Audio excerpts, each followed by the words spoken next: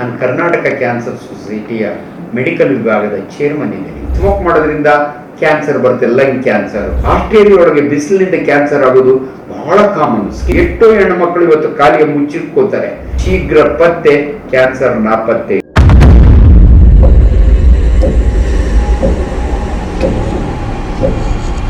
ಆಮೇಲೆ ಕ್ಯಾನ್ಸರ್ ವಿಷಯಕ್ಕೆ ನಾವು ಬರ್ತಾರೆ. ಕ್ಯಾನ್ಸರ್ ಇವತ್ತು ಹೆಂಗಾಗ್ಬಿಟ್ಟಿದ್ರೆ first stage, second stage, third stage ಅಂತ ಬಿಟ್ಟು ಡಿವೈಡ್ ಇದೆ. ಸರ್ ತುಂಬಾ ಜನಕ್ಕೆ ತುಂಬಾ ಚೆನ್ನಾಗಿರ್ತಾರೆ, ಹೆಲ್ದಿ ಆಗಿರ್ತಾರೆ ಅಂತ ಹೇಳ್ತಾ ಇರ್ತಾರೆ. ಬಟ್ ಟೆಸ್ಟ್ ಮಾಡಿದಾಗ ಕ್ಯಾನ್ಸರ್ ಅಂತ ಹೇಳ್ಬಿಟ್ಟು ಸಡನ್ ಆಗಿ ಗೊತ್ತಾಗುತ್ತೆ.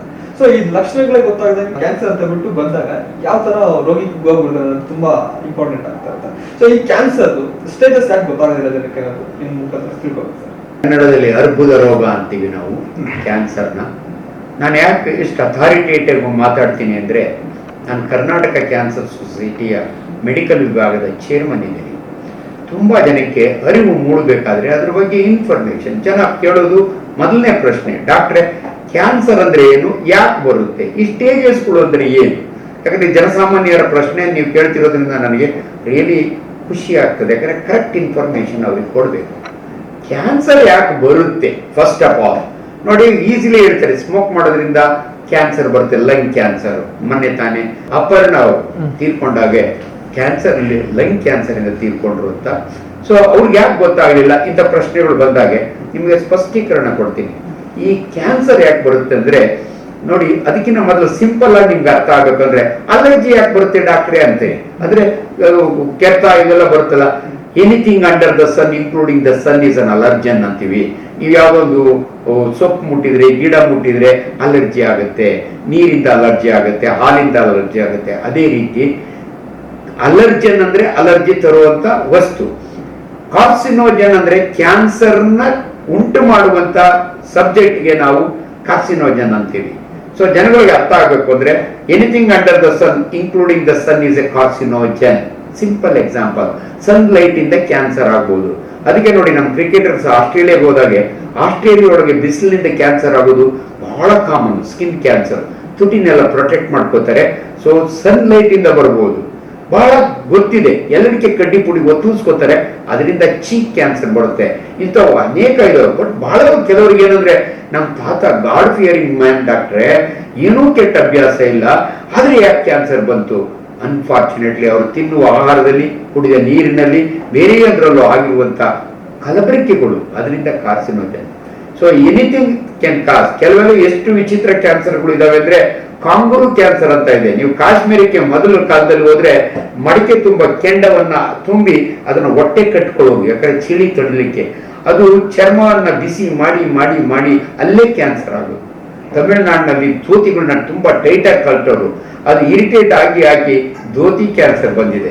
ಆದ್ರಿಂದ ದಯವಿಟ್ಟು ಈ ಕ್ಯಾನ್ಸರ್ ಬಗ್ಗೆ ಹೆಂಗೆ ಬೇಗ ತಿಳ್ಕೊಳ್ಳೋದು ಅಂದ್ರೆ, ಕೆಲವು ಸ್ಪೆಸಿಫಿಕ್ ಸಿಂಪ್ಟಮ್ಸ್ ಇದಾವೆ. ಯಾವುದೇ ಒಬ್ಬ ಮನುಷ್ಯ ಆರೋಗ್ಯವಾಗಿದ್ದವನು ಇದಕ್ಕಿದ್ದಂಗೆ ತೂಕ ಕಡಿಮೆ ಆಗ್ತಾ ಇದೆ, ಲಾಸ್ ಆಫ್ ವೆಯ್ಟ್ ಅಂತೀವಿ. ಲಾಸ್ ಆಫ್ ಅಪೆಟೈಟ್, ಚೆನ್ನಾಗಿ ಊಟ ಮಾಡ್ತಿದ್ದವನು ಹಸಿವೆ ಕಡಿಮೆ ಆಗುತ್ತೆ. ಇದಕ್ಕಿದ್ದಂಗೆ ಮೋಷನ್ ಬ್ಲಡ್ ಬರಕ್ ಶುರು ಆಗುತ್ತೆ, ಮೂಗ್ನಾಗ ಬ್ಲಡ್ ಬರುತ್ತೆ. ಇವೆಲ್ಲ ವಾರ್ನಿಂಗ್ ಸೈನ್ಸ್. ಯಾರೋ ಒಬ್ಬ ಮನುಷ್ಯ ಕೆಮ್ತಾನೇ ಇರ್ತಾನೆ, 3 ವಾರ ಆದ್ರೂ ಮೆಡಿಸಿನ್ ಕೊಟ್ಟರು ಕಡಿಮೆ ಆಗಲ್ಲ. ಇಂಥವು ಅನೇಕ ಎಕ್ಸಾಂಪಲ್ಗಳು. ಇವು ಕೆಲವು ಎಕ್ಸಾಂಪಲ್ ಅಷ್ಟೇ. ದಯವಿಟ್ಟು ನೀವೇನೆ 45 ವರ್ಷ ಆದ್ಮೇಲೆ ಮೋಷನ್ ಬ್ಲಡ್ ಹೋದ್ರೆ ಏನೋ ಹೀಟ್ಗೆ ಆಗದೆ, ಏನೋ ಪೈಲ್ಸ್ ಇರ್ಬೋದು ಅನ್ಕೋಬೇಡಿ. ನಾನೊಬ್ಬ ಸರ್ಜನ್, ನನ್ನ ಹತ್ರ ಬಂದ್ರೆ ನಾನೊಂದು ಡಿಜಿಟಲ್ ಎಕ್ಸಾಮಿನೇಷನ್ ಮಾಡಿದ್ರೆ ನಿಮಗೆ ಕ್ಯಾನ್ಸರ್ ಇದೆಯೋ ಇಲ್ಲೋ ಅಂತ ಕಂಡುಹಿಡಿತೀನಿ. ಅದಕ್ಕೆ ನಿಮ್ಗೆ ಇಷ್ಟು ಇನ್ಫಾರ್ಮೇಶನ್ ನಾವು ಕೊಡ್ತಿರೋದು. ದಯವಿಟ್ಟು ಯಾರು ಸೆಲ್ಫ್ ಡಯಾಗ್ನೋಸ್ ಮಾಡ್ಕೊಂಡು, ಏನ್ ಸಡನ್ ಆಗಿ ಏನ್ ಬರಲ್ಲ, ಗೊತ್ತಾಗುತ್ತೆ. ಎಷ್ಟೋ ಹೆಣ್ಣು ಮಕ್ಕಳು ಇವತ್ತು ಕಾಲಿಗೆ ಮುಚ್ಚಿಟ್ಕೋತಾರೆ, ಎದೆಯೊಳಗೆ ಗಂಟಿರ್ತದೆ, ನೋವಿರಲ್ಲ, ನಮ್ಮ ಹತ್ರ ಬರೋದೇ ಇಲ್ಲ. ಅವ್ರು ಬಂದಾಗ ಇವತ್ತಾನೆ ನನ್ನ ಹತ್ರ ಒಂದು ಪೇಷಂಟ್ ಬಂದಿದೆ, ಆಲ್ರೆಡಿ ಗಂಟಿದೆ, ಕಂಕಳಾಗಿ ಇಷ್ಟಪ್ಪ ಲಿಂಫ್ ನೋಡಿದೆ, ಸ್ಟೇಜ್ 3 ಕ್ಯಾನ್ಸರ್ ಅಂತೀವಿ ನಾವು. ಅರ್ಲಿ ಸ್ಟೇಜ್ ಅಂದ್ರೆ ಬರೀ ಕ್ಯಾನ್ಸರ್. ಲೇಟರ್ ಸ್ಟೇಜ್ ಅಂದ್ರೆ ಆ ಕ್ಯಾನ್ಸರ್ ಆ ಜಾಗದಿಂದ ಬೇರೆ ಕಡೆ ಹೋಗಿರುತ್ತೆ. ಲಿಂಫ್ ನೋಡ್ಸ್ ಹೋಗ್ಬೋದು, ಲಿವರ್ಗೆ ಹೋಗ್ಬೋದು. ಹೆಂಗ್ ಹೋಗುತ್ತೆ? Through blood. ಆ ಸೆಲ್ಗಳು ಡಿಟ್ಯಾಚ್ ಆಗಿ ಹೋಗುತ್ತೆ, ಲಂಗ್ಸ್ ಹೋಗುತ್ತೆ, ಬ್ರೈನ್ ಹೋಗುತ್ತೆ. ಅದನ್ನೇ ನಾವು ಅಡ್ವಾನ್ಸ್ಡ್ ಕ್ಯಾನ್ಸರ್ ಒಂದು ಅರ್ಲಿ ಕ್ಯಾನ್ಸರ್. ಅರ್ಲಿ ಕ್ಯಾನ್ಸರ್ ಯಾಕೆ ಇಂಪಾರ್ಟೆಂಟ್ ಅಂದ್ರೆ, cancer is curable provided it is detected early. ಶೀಘ್ರ ಪತ್ತೆ, ಕ್ಯಾನ್ಸರ್ ನಾಪತ್ತೆ. ಇದನ್ನು ಚೆನ್ನಾಗಿ ತಿಳ್ಕೊಡಿ. ಕ್ಯಾನ್ಸರ್ ಬಂದವರೆಲ್ಲ ಡಮಾರ್ ಆಗಲ್ಲ. ದಯವಿಟ್ಟು ನಮ್ಮ ಸೇವೆಯನ್ನು ಉಪಯೋಗಿಸ್ಕೊಂಡು ನೀವು ನಮ್ಮ ಹತ್ರ ಅರ್ಲಿ ಬಂದ್ರೆ ನಿಮ್ಗೆ ಕ್ಯಾನ್ಸರ್ ಡಿಟೆಕ್ಟ್ ಮಾಡಿಕೊಡ್ತೀವಿ ನಾವು. ಅನುಮಾನ ಬಂದಿದ್ದನ್ನೆಲ್ಲ ಎಷ್ಟೊಂದು ಇವತ್ತು ವಿಚಾರಗಳು, ಥೈರಾಯ್ಡ್ ಇಷ್ಟಪ್ಪ ಇರುತ್ತೆ, ಏನು ನೋವಿಲ್ಲ ಅಂತೀರಿ, ನಮ್ಮ ಹತ್ರ ಬಂದ್ರೆ ಒಂದು ಅಲ್ಟ್ರಾಸೌಂಡ್ ಸ್ಕ್ಯಾನ್ ಮಾಡಿ ಒಂದು ನೀಡ್ಲ್ ಹಾಕಿದ್ರೆ ಪ್ಯಾಥಲರಿ ಕ್ಯಾನ್ಸರ್ ಆಫ್ ಥೈರಾಯ್ಡ್ ಅಂತ ಬರುತ್ತೆ. ಸೊ ಇವೆಲ್ಲ ಕೂಡ ನನಗೆ ಇದ್ರ ಗಂಟೆಗಟ್ಟಲೆ ಕ್ಲಾಸ್ ತಗೊಳ್ಳಬಲ್ಲೆ ನಾನು. ಆದ್ರೆ ನಿಮಗೆ ಜನಸಾಮಾನ್ಯರಿಗೆ ಇಷ್ಟಂತೂ ಇರಲಿ, ಕ್ಯಾನ್ಸರ್ನ ಡಿಟೆಕ್ಟ್ ಮಾಡ್ಬೋದು. ದಯವಿಟ್ಟು ನೆಗ್ಲೆಕ್ಟ್ ಮಾಡಬೇಡಿ. ಏನೋ ಉಷ್ಣಕ್ಕೆ ಬಂದಿದೆ, ಈ ಗಡ್ಡೆ ಹಂಗೆ ಇದೆ, ನೋವಿಲ್ದಂಗಿದೆ, ಬಲ್ಗಡೆ ಪ್ಯಾರೋಟಿಡ್ ಅದೃಷ್ಟಕ್ಕೆ ಬಂದಿದೆ, ಇವೆಲ್ಲ ದಯವಿಟ್ಟು ಬಿಟ್ಟುಬಿಡಿ. ಸೊ ಅದರಿಂದ ಬಂದವಕ್ಕೆಲ್ಲ ಎದುರುಕೋಬೇಡಿ. ಇದು ನಾವು ಹೇಳ್ತೀವಿ. ಎಲ್ಲೋ ಒಂದು 4 ಗಡ್ಡೆ ಇದ್ರೆ ಅಯ್ಯೋ ಕ್ಯಾನ್ಸರ್ ಇರ್ಬೋದು, ಕ್ಯಾನ್ಸರ್ ಫೋಬಿಯಾ ಅಂತೀವಿ. ನೀವು ನಮ್ಮ ಹತ್ರ ಬನ್ನಿ. My hand is A trained hand. ನನಗೆ ಮುಟ್ಟಿದ್ರೆ ಗೊತ್ತಾಗುತ್ತೆ ಇದು ಕ್ಯಾನ್ಸರ್ ಇಲ್ಲ ಅಂತ.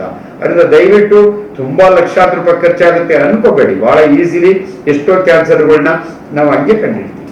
ಸರ್, ಇವತ್ತು ಪ್ರಪಂಚದಾದ್ಯಂತ ಮೊಬೈಲ್ ಅಡಿಕ್ಷನ್ ಅದು ತುಂಬಾ ಹೆವಿ ಆಗ್ತಿದೆ. ಅದ್ರಲ್ಲೂ ಪುಟ್ಟ ಮಕ್ಕಳಿಗೆ ಮೊಬೈಲ್ ಕೊಟ್ಬಿಟ್ಟು ಊಟ ತಿನ್ಸೋಂಥದ್ದು ಅಥವಾ ಅವ್ರ ಗೇಮ್ಸ್ ಆಡೋದು ಕೊಡೋಂಥದ್ದು, ಇದು ತುಂಬಾ ಇಂಪ್ಯಾಕ್ಟ್ ಆಗ್ತದೆ ಅಂತ ಕೇಳ್ಕೊತಾ ಇದ್ವಿ. ಸೊ ಮೊಬೈಲ್ ನ ಆ ಸ್ಟೇಜ್ ಮಕ್ಕಳಿಗೆ ಇರ್ಬೋದು ಅಥವಾ ದೊಡ್ಡ ಜನಗಳು ಇರ್ಬೋದು, ಅವ್ರು ಕೂಡ ಮೊಬೈಲ್ ಅಲ್ಲಿ 24/7 ಬಿಸಿ ಇರ್ತಾರೆ. ಸೊ ಇದ್ರ ಇಂಪ್ಯಾಕ್ಟ್ ಏನಾಗ್ಬೋದು ಸರ್? ನಾನೊಬ್ಬ ಡಾಕ್ಟರ್ ಆಗಿ ಈಚೀಚೆಗೆ ನೋಡ್ತಿರತಕ್ಕಂಥ ಈ ಬೆಳವಣಿಗೆಗಳು, ನಾನು MBBS ಓದುವಾಗ ಮೊಬೈಲು ಇರಲಿಲ್ಲ, ಇದು ಇರಲಿಲ್ಲ. ಬಟ್ ನನಗೆ ಚೆನ್ನಾಗಿ ಗೊತ್ತಿತ್ತು. ನಾವು ಕೇಳಿ ಮೆಡಿಕಲ್ ಸ್ಟೂಡೆಂಟ್ಸ್ ನಮ್ಮನ್ನು ಕೇಳೋರು, what are the causes for cancer of thyroid ಅಂತ. Exposure to ionising radiation. ನೀವು ಸಮುದ್ರದ ಕಡೆ ಹೋದ್ರೆ ಆ ರೇಡಿಯೇಷನ್ ಬರುತ್ತಲ್ಲ, ಅದರಿಂದ ಕ್ಯಾನ್ಸರ್ ಆಗ್ಬೋದು. ಇವಾಗ ಡೈರೆಕ್ಟ್ ನಮ್ಮ ಕೈನಾಗೆ ಇದೆ ಅಯೋನೈಸಿಂಗ್ ರೇಡಿಯೇಷನ್. ಕಿವಿ ಹತ್ರ ಇಟ್ಕೋತಾರೆ, ಬಾಯಿ ಹತ್ರ ಇಟ್ಕೋತಾರೆ, ಎಷ್ಟು ಗಂಟೆ ಕಣ್ಣು ಹಾಳಾಗ್ಬೋದು. ಸೊ ಇದು ಬಹಳ ಕಷ್ಟ ಪ್ರೂವ್ ಮಾಡಿ.